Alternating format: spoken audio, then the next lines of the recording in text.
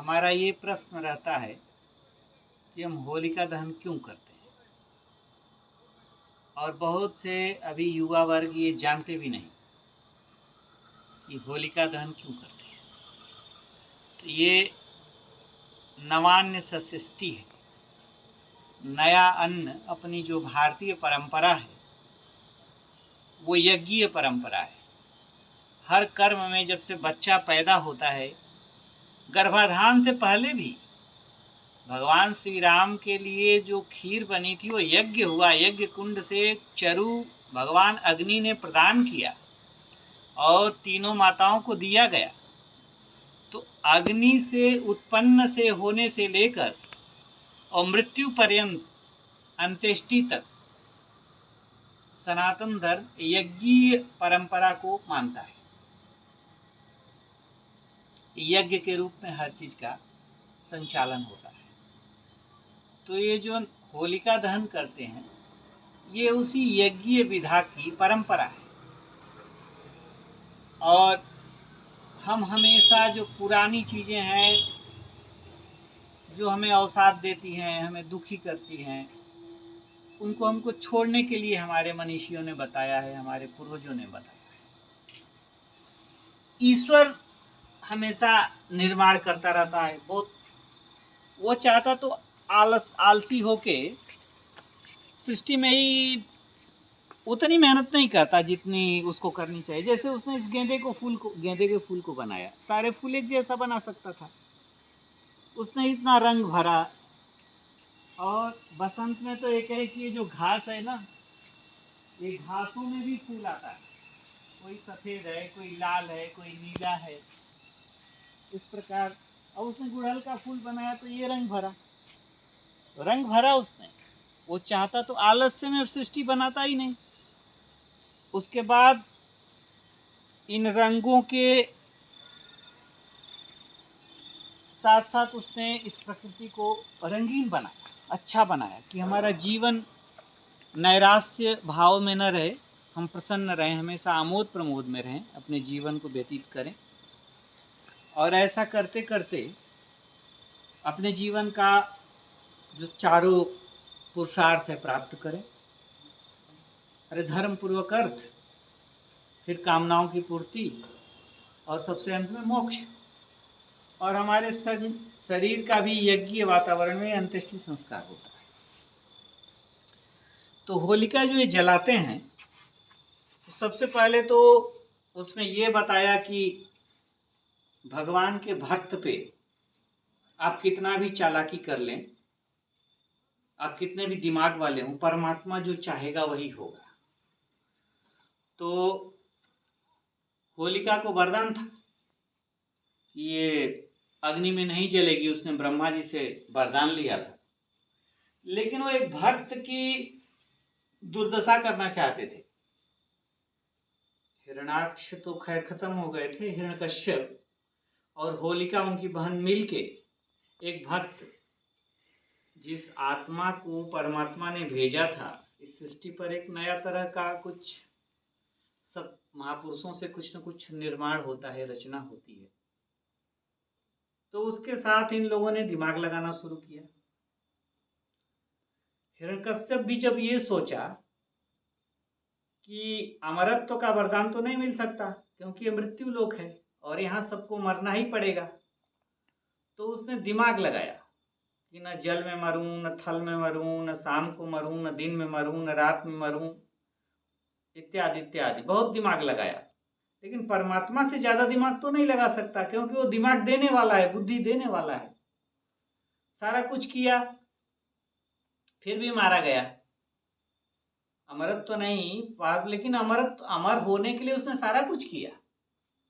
तो इस खुशी में तो ये होलिका दहन होता ही है। लेकिन मूल रूप से ये नवान्न नए अन्न का पहले के टाइम में होला जलाते थे, चने का, मटर का, उसी से होली का इसकी व्युत्पत्ति भी हुई है। तो होला आप लोग भी जलाए होंगे, जो हो रहा उसको भोजपुरी में बोलते हैं हो रहा। तो जला के उसको, अन्न को, अग्नि को समर्पित करके, माताएं अभी भी रोटी बनाती हैं तो थोड़ा सा आटा आग को समर्पित करती हैं।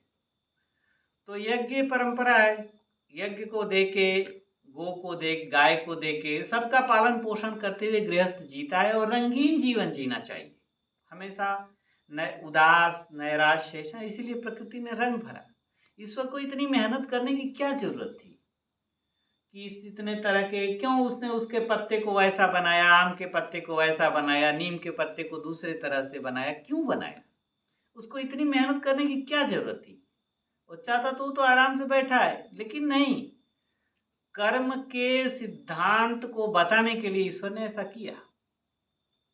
तो वो तो हुआ ही। आजकल भगवान श्री कृष्ण और राधा जी का फोटो लोग उसी को पोस्टर पे होली समझ रहे, और केमिकल का, तब केमिकल का रंग फूलों से रंग बनाए जाते थे। तो जो होली हम जलाते हैं तो वो नवान्य षष्ठी है। प्रहलाद जी के एक भक्त को, और उनको आदेश मिला। हम ये सोचते हैं कि जो भक्त होते हैं वो किसी काम के नहीं होते हैं, वो तो बस हरे कृष्ण हरे राम होते, नहीं। प्रहलाद जी को बाई आर्डर, रावण 72 चौकड़ी, सबसे लंबा राज्य रावण का रहा है, लेकिन 36 चौकड़ी राज्य प्रहलाद जी का रहा है, ध्रुव जी का रहा है।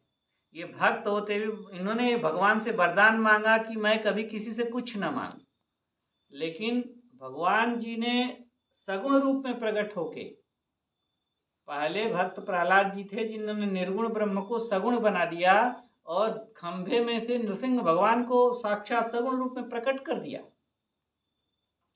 तो वो तो खुशी यही है। दूसरा, इसमें हम त्योहारों को, हिंदुओं को क्या करते हैं, जाति में बांटते हैं। किसने कहा कि होली ब्राह्मण मनाएगा शूद्र नहीं मनाएगा, शूद्र मनाएगा ब्राह्मण नहीं मनाएगा, क्षत्रिय मनाएगा वैश्य नहीं मनाएगा, वैश्य मनाएगा क्षत्रिय नहीं, सभी मनाएंगे। और हम अपनी छोटी से छोटी चीज़ों को तो याद रखते नहीं, लेकिन अगर उसने कभी जबान से कुछ कह दिया वो जिंदगी भर याद रखते हैं। सवेरे क्या नाश्ता खाया ये हमको याद नहीं है, लेकिन उसने मुझे 35 साल पहले ये बात कही थी और मैं उसका बदला ले रहा हूं 35 साल से। ये कहाँ, कैसे हम सुखी रह सकते, कैसे प्रसन्न रह सकते? तो और जीर्णता शीर्णता का त्याग है। जो गांव में एरंड के पेड़ से, एरंड के पेड़ को गाड़ते थे और वहाँ पे गांव के जो युवक होते थे वो सारी उन चीज़ों को, जैसे गर्मी जाड़े की जो झोपड़ियाँ होती थीं जो जीर्ण शीर्ण हो गई हैं, और कोई निष्क्रिय आदमी वहाँ सोता है, वो नई झोपड़ी नहीं बनाने वाला, तो उसका झोपड़ी जला देते थे कि ये नया बनाएगा। तो उसकी क्रियाशीलता बनी रहे। जो हमने बताया कि ईश्वर चाहे तो आराम से भी, इतना उसको मेहनत करने की कोई जरूरत नहीं थी। तो हम उसी के तो बच्चे हैं, उसी के तो अंश हैं, तो उनको जला दिया जाता था। प्राचीन जो बुरे साहित्य हैं, अब तो क्या है मोबाइल में आ गया, लेकिन पूरे पुराने साहित्यों को, अपने दुर्गुणों को लोग पर्ची में लिख के जला देते थे। घर घर से मांगा जाता था कि आपका वैसा अपशिष्ट जो कि आपके जीवन में बाधा देता है वो आपको जला देना है, और वो जला देते थे और एक श्रेष्ठता का संकल्प लेते थे।